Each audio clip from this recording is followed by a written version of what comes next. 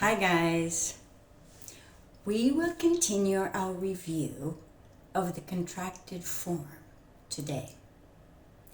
The contracted form we will talk about is one of our future forms using the auxiliary or the helper will. Did I sound really strange?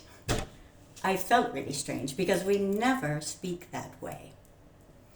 It's okay in an introduction to English learners, but a native speaker would probably have clicked on by before I even finished. So, how do we form the contracted form with will?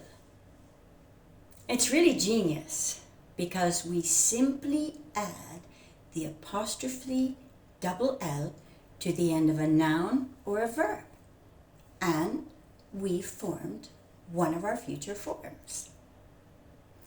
Sort of like Italians, when they form the future by adding an O with an accent and adding it to the end of a verb.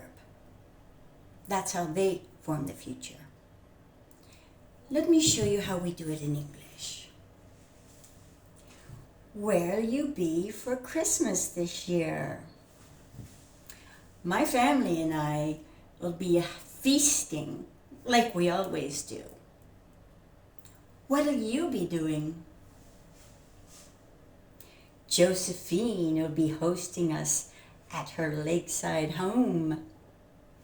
That'll be great! One more. Who do you think will win the World Cup this year? Juventus will win, of course. Juventus will win. That's a little harder, so it takes some practice. You can't learn if you don't make mistakes.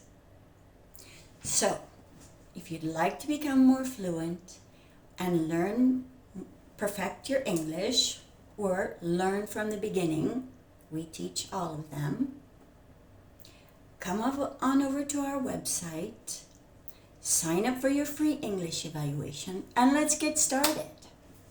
See you next time. Bye.